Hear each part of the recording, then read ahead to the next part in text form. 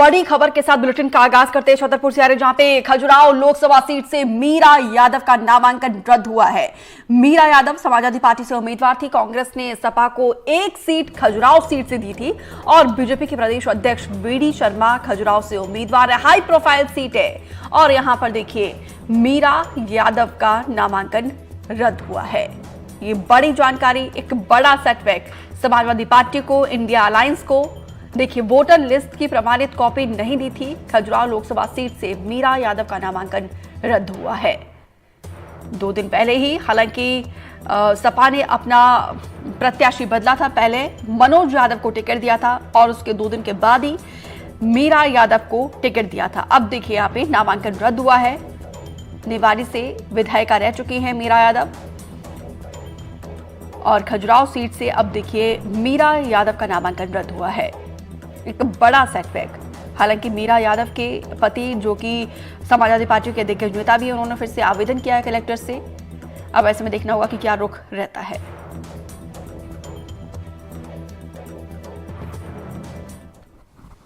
कल सारी जांच करने के बाद उसको वेरीफाई किया।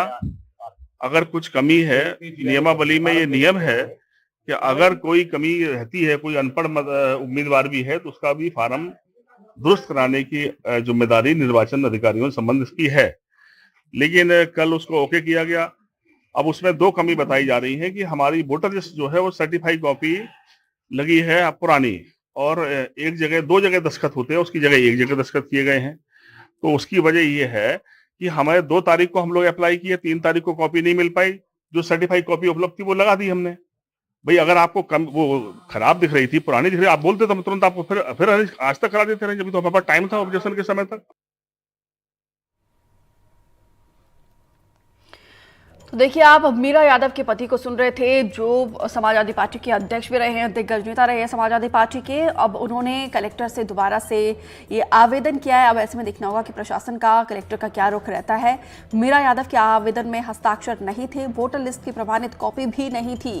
ये तमाम बातें निकलकर सामने आ रही है। खजुराहो लोकसभा सीट से नामांकन मीरा यादव का, जो समाजवादी पार्टी की उम्मीदवार थी, उनका नामांकन रद्द हुआ है।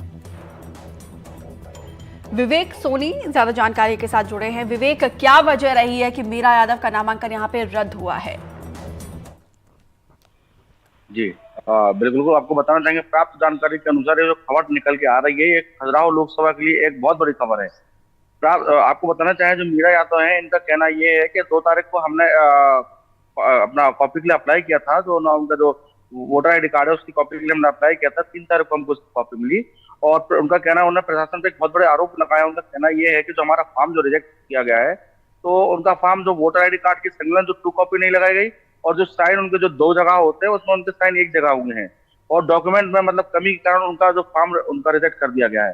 तो जो मीरा यादव के पति है दीप राणा यादव, उनका कहना ये है कि अगर कोई भी मान लीजिए नॉमिनेशन करने आता है, तो पहले से उनको जानकारी ये बताई जाती है चेक करने के टाइम पे कि आपके फॉर्म में कमी है, तो हमको ये चीज बताई नहीं गई।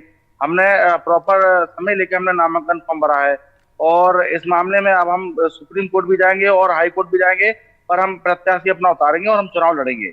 अब सबसे बड़ी समस्या ये निकल के आती है कि समाज IND जो गठबंधन है कांग्रेस के सामने और समाजवादी पार्टी के साथ जो हुआ है, तो समाजवादी का प्रत्याशी अब तो कोई बचा नहीं है। अब इनके पास जो और 3-4 लोग जो नामांकन भरे हैं, उनका कहना ये है कि हम उन्हीं में से अपना एक प्रत्याशी बनाएंगे और हम लोग सब इकट्ठे होकर पार्टी, कांग्रेस पार्टी के साथ मिलकर उसको हम प्रत्याशी बनाकर हम चुनाव लड़ेंगे। विवेक सोनी, अब इसमें इंडिया अलायंस का क्या कहना है? और दूसरी बात यह है, क्योंकि देखिए मीरा यादव और उनके पति दोनों ही दिग्गज नेता रहे हैं, मीरा यादव खुद पूर्व विधायक रही है, तो इतना बड़ा मिस्टेक कैसे हुआ है और इसमें प्रशासन का क्या कहना है? प्रशासन का कहना इसमें ये है कि ये आप मतलब लापरवाही है कि आपने इसको देखा नहीं है। और मीरा यादव का कहना ये है कि जब हम इसको फॉर्म को साइन कर रहे थे, तो प्रशासन को एक बार हमको सूचित करना चाहिए कि आपने डबल साइन नहीं किए, और आपने जो वोटर आईडी की कॉपी लगाई है वो संलग्न लगाई है, आपने 2 कॉपी नहीं लगाई है। और मीरा यादव के बारे में आपको बताना चाहिए कि ऑलरेडी पहले ये निवाड़ी से विधायक रह चुकी हैं, तो मध्य प्रदेश से इनका मतलब नाता है। और चूंकि आपको बताना चाहिए कि खजुराहो लोकसभा में OBC वोटर बैंक अच्छा है, और पटेल समाज और यहाँ पे वो यादव समाज ज्यादा है, तो इसीलिए मीरा यादव को प्रत्याशी समाजवादी ने बनाया हुआ। बिल्कुल। अब क्या विकल्प यहाँ पे रहता है समाजवादी पार्टी के पास? ही विकल्प इनके पास बचा हुआ है, क्योंकि अब समाजवादी का सिंबल तो मिलेगा नहीं, अब इनको सिंबल भी चेंज करना पड़ेगा, प्लस इनको प्रत्याशी भी चेंज करना पड़ेगा।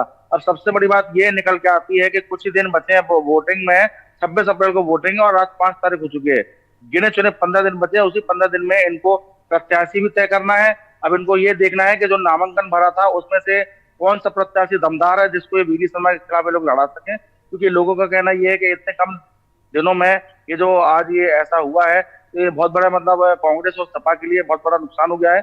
उसमें कहना ये कि अब एक किससे प्रत्याशी बनाते हैं, बहुत बड़ा एक सवाल निशान सबके ऊपर खड़ा हो गया है। विवेक सोनी, क्योंकि देखिए पहले मनोज यादव को यहां से टिकट दिया गया था, क्या दोबारा से उनके ऊपर उन्हें मौका दिया जा सकता है समाजवादी पार्टी की तरफ से? अभी ऐसा कुछ समाजवादी पार्टी की तरफ से ऐसा कुछ बयान आया नहीं है, ना ही उनके प्रवक्ता ने ऐसा कुछ बयान दिया है।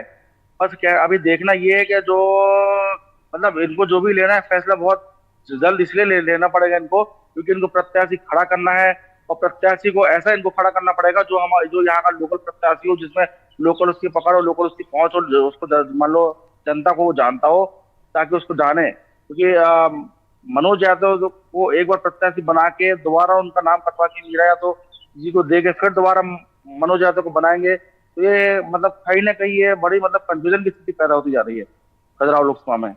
अब क्योंकि विवेक देखिए समय भी कम रहा है, तो ये सब अब जल्द से जल्द समाजवादी पार्टी को और इंडिया अलायंस को ये प्रक्रिया को पूरा करना होगा, क्योंकि समय बहुत कम है। जो भी अब इनको करना है, आपको बताना चाहेंगे, इनके पास 15 दिन बचे हैं, और उसी 15 दिन में इनको प्रत्याशी भी चुनना है। उसी 15 दिन में इनको प्रत्याशी को लोगों से रूबरू कराना है। और अब इनके पास सबसे अहम मतलब कड़ी ये है, जो प्रत्याशी लोग बना रहे हैं वो प्रत्याशी इनको ऐसा खड़ा करना पड़ेगा जो लोगों के बीच में जो जुड़ा हो और लोगों के पहुंच उसको, और जो यही का मतलब नामी आसपास के प्रत्याशी हो, मध्य प्रदेश का प्रत्याशी हो। जी ठीक है विवेक सोनी, आप इस खबर पर नजर बनाए रखिए। फिलहाल विस्तार से जानकारी साझा करने के लिए आपका बहुत